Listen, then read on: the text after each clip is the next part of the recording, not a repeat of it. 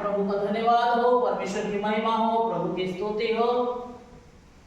आज का इस सुंदर समय के लिए हम परमेश्वर पिता को धन्यवाद देते हैं और इस जगह उपस्थित तमाम लोगों को जय मसीह, हालेलुया। आज फिर से एक नया विषय को लेते हुए प्रभु का धन्यवाद हो। एक नए वचन को हम देखेंगे। बहुत बार हम इन वचनों को सुना है, लेकिन आज इसको और एक बार हम देखना चाहेंगे। आमीन, हालेलुया। आज हम देखेंगे षड्यंत्र के विषय। षड्यंत्र क्या है? षड्यंत्र यानी साजिश। अगर किसी को घात करना है, किसी को मारना है, किसी को नष्ट करना है, तो पहले क्या करना पड़ेगा? साजिश करना है। जैसे मछली पकड़ने से पहले उसके लिए जाल बिछाया जाता है, वैसे ही किसी को घात करना है तो पहले साजिश किया जाता है। और साजिश किन किन के लिए, किसके किसके लिए, किसने किसने किया, हम इन बातों को देखेंगे। आइए मेरे साथ में निकाल लीजिए परमेश्वर को वचन में से दानियल की किताब 6वें अध्याय उसके 24 पद को देखेंगे। प्रभु का धन्यवाद हो। दानियल की किताब 6वें अध्याय 24 पद, इसमें लिखा है, तब राजा ने आज्ञा दी कि जिन पुरुषों ने दानियल की चुगली खाई थी वे अपने अपने बाल बच्चों और स्त्रियों समेत लाकर सिंहों की गड्ढे में डाल दिया जाए। जिसने परमेश्वर के दास की चुगली खाई थी, क्या कहकर हम देखेंगे। इसमें लिखा है, मादियों के फारसियों ने एक साजिश रचा दानियल के लिए। क्या कहकर? राजा के पास एक हस्ताक्षर पत्र लिखवाया गया और जहां ये लिखा गया था 30 दिन तक से कोई मनुष्य को, कोई देवताओं को कोई भी दंडवत नहीं करेगा। क्यों? क्योंकि वो जानते थे दानियल परमेश्वर को भय करने वाला है। वो 3 बार प्रार्थनाकारी है, प्रार्थना करता है, वो परमेश्वर की आज्ञाओं को मानकर चलता है, ये जानते थे। इसलिए दानियल के लिए उन्होंने षड्यंत्र रचा, उसे नष्ट करने के लिए, नाश करने के लिए। और मादियों के फारसियों ने ये योजना बनाई कि जो राजा की आज्ञा को नहीं मानेगा वह सिंह के मांग में, सिंह के पिंजरा में डाल दिया जाएगा। ऐसे एक योजना बनाई गई थी और वो योजना को पूरा करने के लिए दानियल को उस सिंह के मांग में डाल दिया गया। हालेलुया। उसे डाल दिया गया क्योंकि वो राजा के तक आज्ञा को नहीं माना, वो राजा के आगे घुटना नहीं झुकाया, वो परमेश्वर को दंडवत करने वाला व्यक्ति था। इसलिए परमेश्वर को भयकारी था। इसलिए परमेश्वर ने उसकी रक्षा की। सिंह के पिंजरा में, सिंह के भीड़ में उसे परमेश्वर ने उसे बचा कर रखा। हालेलुया।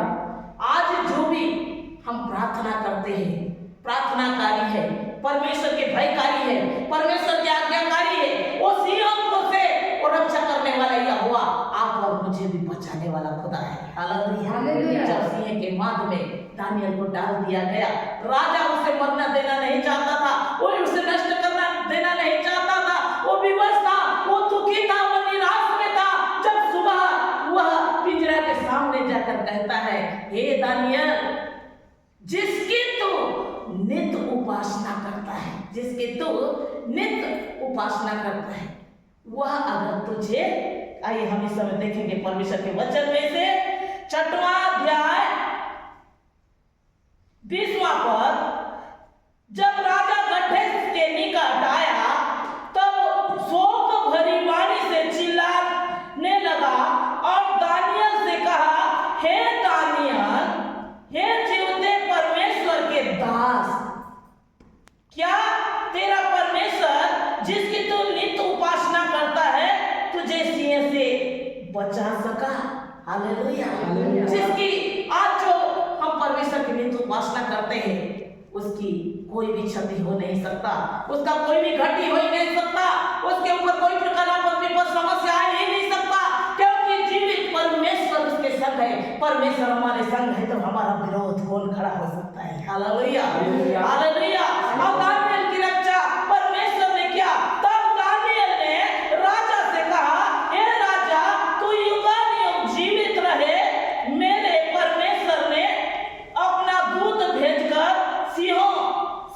कुछ हानि नहीं की। इसका कारण यह है कि मैं उसके सामने निर्दोष पाया गया। परमेश्वर के सामने मैं निर्दोष हूँ, इसलिए परमेश्वर ने मेरी रक्षा की। और जैसे दानियल वहां से निकला, मेरे प्रियो, राजा बहुत ही क्रोध में था कि जो तेरे लिए इस प्रकार से जाल को बिछाया है, उसके बीवी बच्चे, उसके जितने भी हैं, वो तमाम को उस सिंह के मांद में डाल दिया जाए। Hallelujah, hallelujah. जो प्रकार हमने 24 में पढ़ा, तब राजा ने आज्ञा दी कि जिस पुरुष ने दानियल की चुगली खाई थी, दानियल की चुगली खाई थी, वे अपने अपने बाल बच्चों स्त्री समेत लाकर सिंह के गड्ढे में डाल दिया जाए। और वे गड्ढे में डाल दिया जाए कहकर जब परमेश्वर का धन्यवाद हो, राजा ने आज्ञा दिया, तो उसी समय उनके पत्नी बच्चे सबको जैसे लाके डाल रहे थे, वो व्यक्ति वहां तक पहुंचे भी नहीं थे, गड्ढे में पहुंचे भी नहीं थे, पेंदी में नीचे तक पहुंचे भी नहीं थे। बाइबल में लिखा है पेंदी तक बोल के। हालेलुया, वो नीचे तक पहुंचे भी नहीं थे। और सिंहों ने उसे झपट के, हालेलुया, झपट के हड्डी सहित पूरी रीति से उसे चबा डाला। हालेलुया। इसलिए मेरे प्रियो, बाइबल में लिखा है, जिस नाम से तुम नापोगे उसी नाम से तुम्हारे लिए भी नापा जाएगा। जो दूसरों के लिए गड्ढा खोदता है, वो खुद ही गड्ढा में पड़ता है। उसने षड्यंत्र रचा, उसने जाल बिछाया दानियल को मारने के लिए, लेकिन खुद ही अपने परिवार सहित जाके उस गड्ढे में पड़ गया। जैसी करनी वैसी भरनी। हालेलुया। इसी को कहा जाता है विनाश काले विपरीत बुद्धि। जब बुद्धि भ्रष्ट हो जाता है, उस समय विनाश भी उनका निकट रहता है। मेरे प्रियो, हालेलुया। हम इस समय देखेंगे बाइबल के किताब में से एस्तर की किताब निकाल लीजिए मेरे साथ में। इसमें लिखा है, हामान ने मोर्दकै के लिए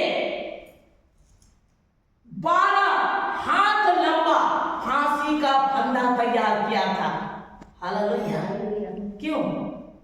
क्योंकि जब मैं आया, उसने मुझे देखकर दंडवत नहीं किया, वो मुझे आदर सत्कार नहीं किया, क्योंकि मैं बहुत बड़ा औधा का व्यक्ति हूँ। यह सोचकर वो मन ही मन उसके लिए बहुत ही गुस्सा होता था। हालेलुया।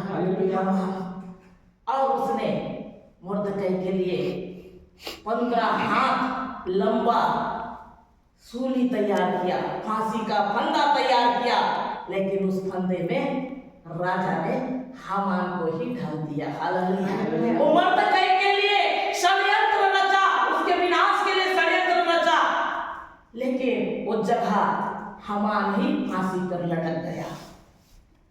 हम देखते हैं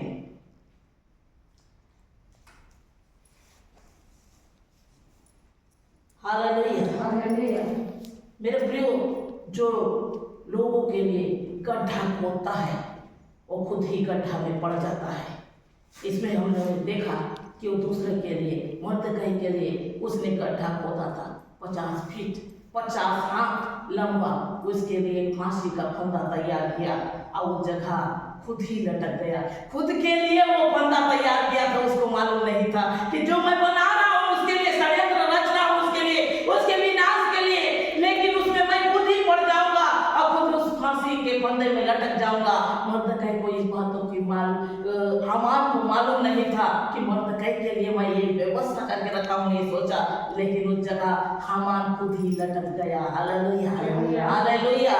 मेरे प्रियो, जब हम दूसरों के लिए गड्ढा खोदते हैं, वो गड्ढा में खुद ही गिर जाने होता है। इसलिए दूसरे के लिए कभी भी गड्ढा नहीं खोदना है। बाइबल हमको यही सिखाती है, परमेश्वर का वचन हमको यही सिखाता है। हम देखेंगे इस समय यूहन्ना रचित सुसमाचार 13 अध्याय उसके 21 और 27 में लिखा है, यीशु मसीह को भी जब पकड़वा दिया गया, किसने पकड़ाया? उसी के चेले ने। हालेलुया। यहूदा इस्करियोती, उसने उसे पकड़वाया 30 सिक्का के लिए। क्या उस सिक्का से अपना घर बना पाया, अपना घर बसा पाया, अपना जीवन में कुछ उन्नति कर पाया? नहीं मेरे प्रियो। परमेश्वर को बेचा था, वह खुद फांसी लटक गया, क्योंकि इसीलिए कहा गया है विनाश काले विपरीत बुद्धि। हालेलुया। वो षड्यंत्र किया प्रभु को पकड़ाने के लिए, 30 सिक्का के लिए, लेकिन वो सिक्का भी खा नहीं सका, उसे हजम कर नहीं पाया, उसका जीवन में उसका लाभ उठा नहीं पाया। हालेलुया। वो सिक्का को फेंक दिया और उसमें अपने हृदय में आत्मग्लानि उत्पन्न हुई। ओह, मैंने क्या किया, मैं परमेश्वर के साथ में क्या किया, खुद ही जाके फांसी लटक के मर गया। Hallelujah, hallelujah. क्योंकि उसने षड्यंत्र रचा था। मेरे प्रियो, जब कोई षड्यंत्र रचता है तो खुद ही उसमें पड़ जाता है।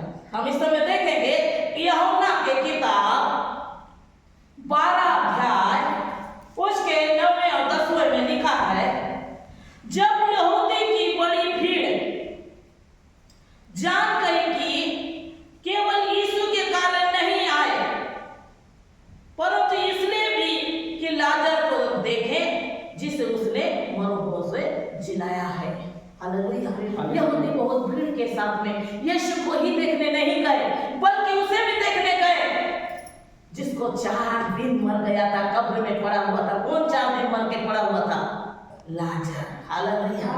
उसे जिला कैसे दिया, और वो सही जो बोल रहा है वो कहां तक सत्य है, इस बातों को देखने के लिए यहूदी उसके पीछे दौड़े। Hallelujah, hallelujah. और वो लाजर जो 4 दिन मर के पड़ा था और उसको यीशु मसीह ने जिलाया, उसे पुनर्बार मारने के लिए, उसे पुनर्बार नष्ट करने के लिए ये षड्यंत्र रचा उन लोगों ने। हालेलुया।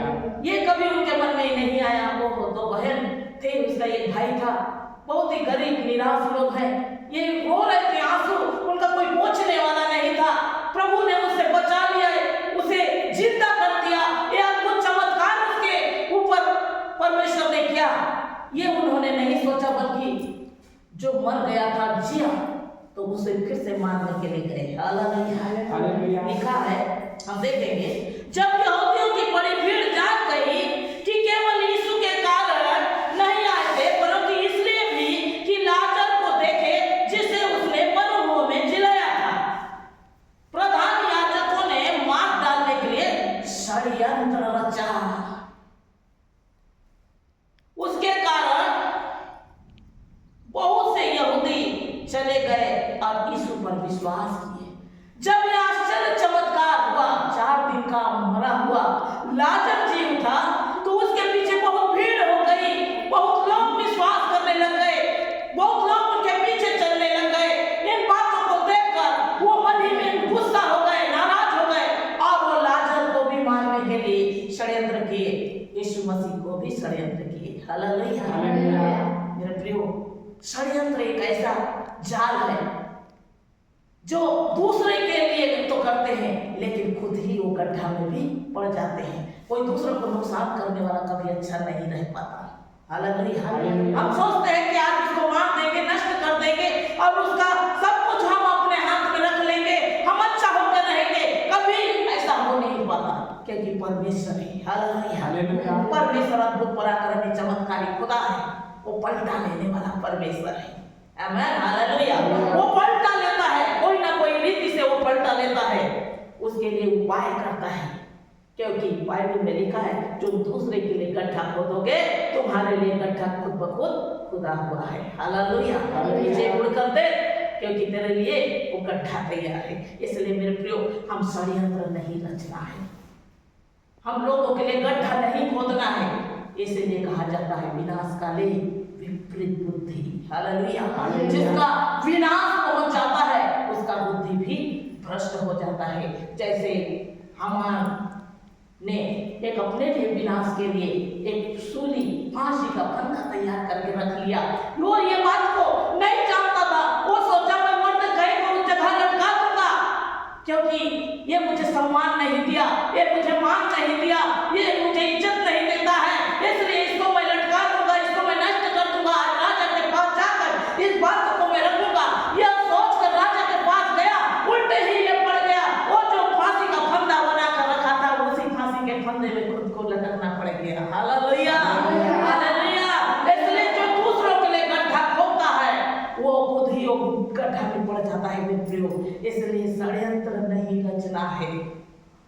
आमीन, हालेलुया। हमने देखा दानियल को भी जो सिंह के मांग में डाल दिया, उसके परिवार, उसके बीवी बच्चे सहित उस सिंह के मांग में जाना पड़ा।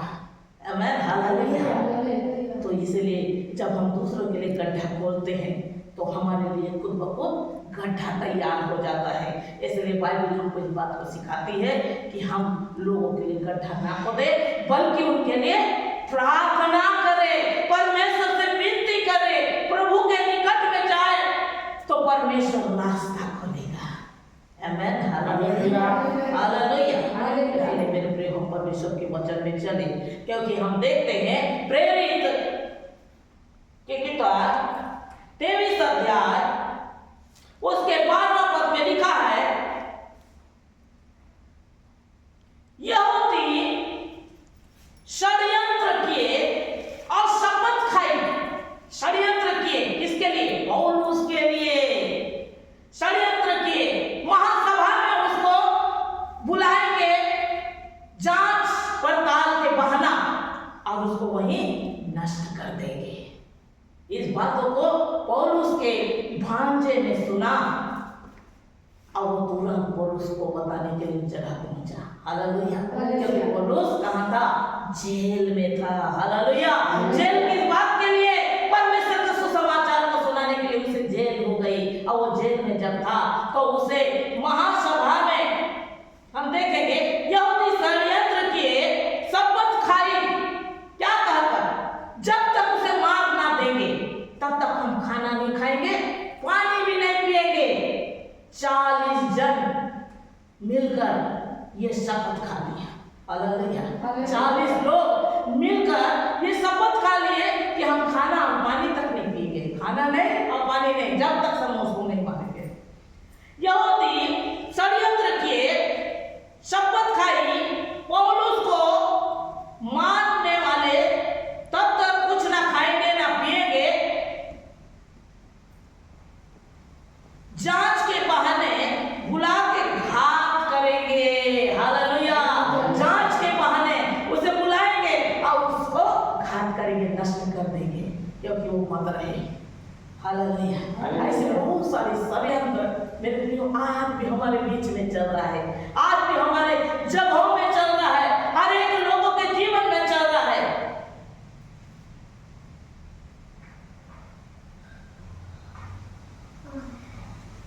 परमेश्वर का धन्यवाद हो, जैसे ही उसके भांजे ने इस बातों को सरदार के पास पलटन के सरदार से कहा, वह तुरंत उसे फेलिक्स भेजा गया।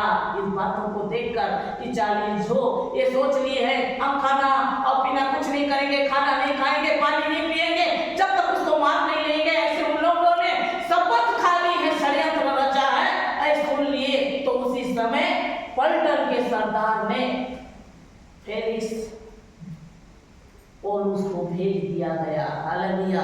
इस प्रकार से करके परमेश्वर ने उसकी जान को बचाई। आमीन, हालेलुया। ऐसे नहीं है वो पिंजर में है, वो जेल खाना में है, वहां कोई भी जाकर घात कर देगा, नष्ट हो जाएगा, ऐसे नहीं मेरे प्रियो, वहां भी परमेश्वर सहायता को भेजा। आमीन, हालेलुया। परमेश्वर अपने जन के लिए सहायता भेजता है। वो बाघ सिंह के पिंजर से निकालने वाला यहोवा है, वो आग से निकालने वाला परमेश्वर है, वो समस्या विपत्ति से बचाने वाला परमेश्वर है, जो उनकी भाई को मानता है, जो उनकी आज्ञा मानता है, जो उनके ऊपर विश्वास करता है। Hallelujah, hallelujah. इसलिए मेरे प्रियो हम षड्यंत्र ना दूसरे के लिए रचे। हालेलुया। जब षड्यंत्र रचते हैं तो उसी गड्ढा में हम खुद पड़ जाते हैं। इसलिए अपने जीवन में परमेश्वर के भय के अलावा कोई भी दूसरा काम नहीं करना है। परमेश्वर के छोटे से वचन द्वारा आप सबको बहुत आशीष दे। आमीन।